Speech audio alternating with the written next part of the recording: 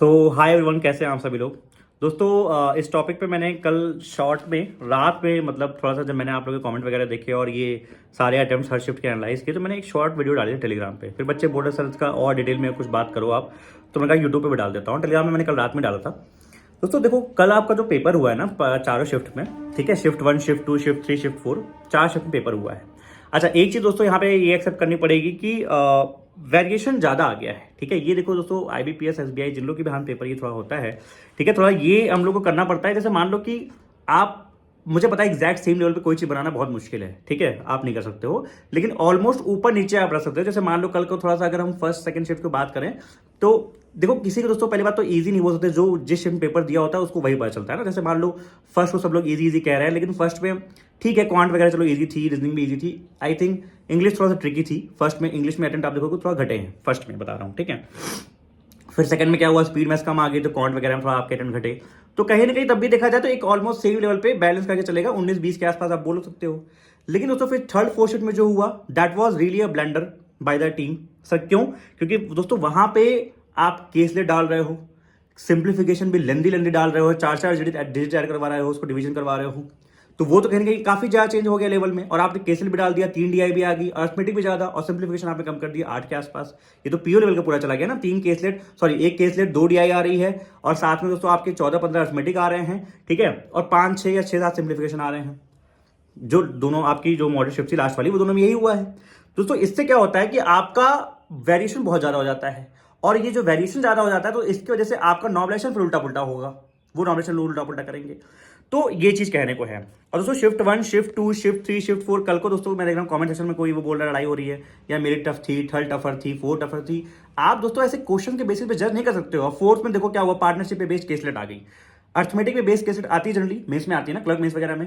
Prelims में कभी आती है, नहीं आती, तो वो आपके क्लर्क में आ गई, प्रीलिम्स में आ गई ना, चैप्टर बेस्ड केसलेट, ठीक है। अब फोर्थ वाला को टाइप करता है। थर्ड में क्या हुआ दोस्तों, सिंप्लीफिकेशन में ही थे कमी, और उसमें भी लेंदी लेंदी थे, इतने कैलकुलेटिव सवाल थे आपके, वो करने हो नहीं रहे थे।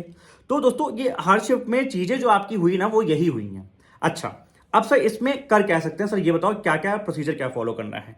सबसे पहले दोस्तों मैंने कल आपको रात में भी बोला था टेलीग्राम में शॉर्ट वीडियो में, जिन बच्चों का पेपर 27, 28 और 1 को है, अभी देखो पूरी शिफ्ट दोस्तों नहीं हुई है, और नहीं पूरा अभी कुछ वर्डिट आया है, नहीं कुछ रिजल्ट आया है, नहीं हम लोग अभी कुछ ब्लेम कर सकते हैं नॉर्मलाइजेशन पे। क्या पता ये बेटर नॉर्मलाइजेशन हो जाए, जैसा भी होगा वो अभी पहले पेपर तो हो जाए ना 27, 28, 1 का। क्या पता 27, 28, 1 को भी कुछ वेरिएशन शिफ्ट में देखने को मिले।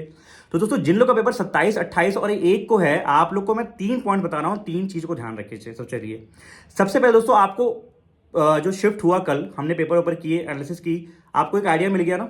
तो आप दोस्तों अब वो जो उस टाइप के मॉक्स है, थोड़ा मॉडरेट मॉक्स उनको भी लगाओ, जिसमें 14-15 अर्थमेटिक होते हूँ, DIs होती हूँ, केसलेट है, उनको लगाओ। यूट्यूब पे हर चीज का रिवीजन करवाया गया है, रिवीजन करते रहो, मॉक लगाते रहो, रिवीजन करते रहो, मॉक लगाते रहो।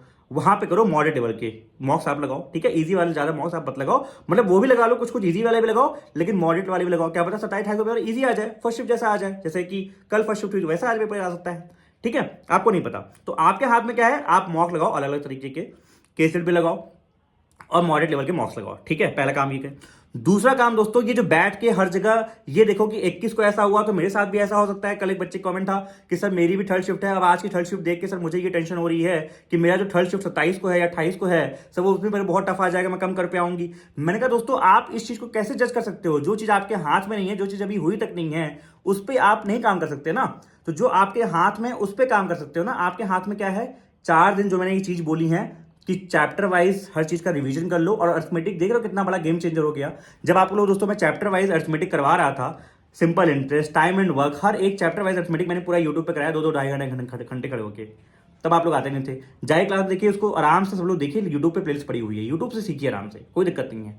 और फिर दोस्तों आप लोग क्या कर सकते हैं, उसका आके आपने मॉक लगा रहे हैं, ठीक है। अच्छा, तो आपके हाथ में ये करिए। और जो आपके हाथ में नहीं है, जो आपके हाथ में क्या है, तैयारी, आप तैयारी को बेटर कर सकते हो अगले 5 दिन में, तो उस पर फोकस करो।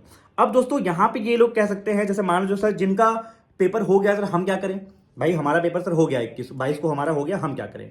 मैंने कहा आप 2 चीज करो। पहले तो अपना SBI PO का जो एग्जामिनेशन होने वाला है, सभी लोग भरे होंगे मेरे ख्याल से, तो SBI PO तैयारी साथ में करते रहो, और हल्का हल्का आप क्लर्क मेंस की भी तैयारी कर सकते हो। सर मेरे तो अटेम्प्ट इतने हैं, क्या मुझे तैयारी करनी चाहिए। मैंने कहा दोस्तों इस बारे में आपको मैंने कई बार रखा हूं, कई बार बोल चुका हूं कि आपके इतने अटेम्प्ट हैं, उतने अटेम्प्ट हैं, ये चीज को बेस बना के आप मत सोचा करो। मैं कहता हूं जैसे मान लो कि आपने तैयारी बहुत अच्छी की, बहुत अच्छी की, और आपका प्रीलिम्स मान लो 1 मार्क्स से रह गया, मान लो नहीं हुआ, फिर आप बोलो सर आपने बोला था मेंस तैयारी करने को, मैं सर मेंस की तैयारी साथ में कर रहा था और मेरा नहीं हुआ। तो मुझे एक बात बताओ, जो आपने मेंस की तैयारी की, क्या वो आपको लगता नहीं कि आपके एसबीआई पीओ प्री में या फिर एसबीआई पीओ मेंस में काम में आएगी? नहीं काम में आएगी, बिल्कुल काम में आएगी ना। तो वो चीज मेरा कहने का मतलब यहाँ पे है।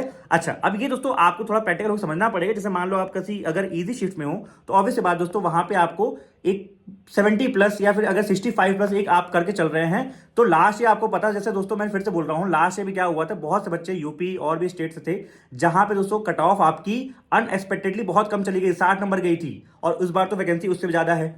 ठीक है, तो मैं ये नहीं बोल रहा जरूरी है 60 से कट ऑफ कम जाए, या फिर 60 नंबर है तो आपके 50 नंबर है तो आप लोग को जो है वो कट ऑफ इतनी जाएगी।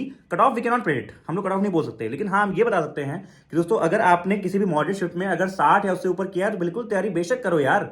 और किसी भी दोस्तों आपने अगर इजी शिफ्ट में अगर 65-70 से ऊपर किया, तैयारी करो आप लोग। हाँ, साथ में अपनी एसबीआई पीओ तैयारी करते रहो। अगर आपको डाउट हो रहा है कि यार मेरे अटेम्प्ट बहुत कम हो गए हैं, 60 में मैंने अटेम्प्ट किए मान लो, और मेरी एक्यूरेसी भी अच्छी नहीं थी, मेरे से काफी गलती भी हो गई होंगी, मेरे मार्क्स 50 में आएंगे, तो आपको पहले से पता है ना हाँ ये कमी है, तो आप प्रीलिम्स पे ज्यादा ध्यान दो, आप एसबीआई पीओ प्रीलिम्स पे अच्छे से फोकस करो।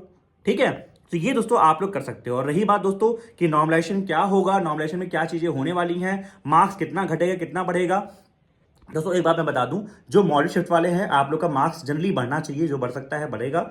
अब लेकिन दोस्तों एक प्रॉब्लम बस हो जाती है, नॉर्मलाइजेशन इन लोग जो करते हैं कि खराब कर देते हैं कि जितना बढ़ना चाहिए उतना डिस्प्लेन बढ़ता नहीं है, और घटाने वाले घटा देते हैं, थोड़ा ये करते हैं। तो ये दोस्तों चलिए और पता चलेगा जब आप लोग का पेपर हो जाएगा 27-28 को, फिर हम लोग एक फाइनल डिस्कशन करेंगे।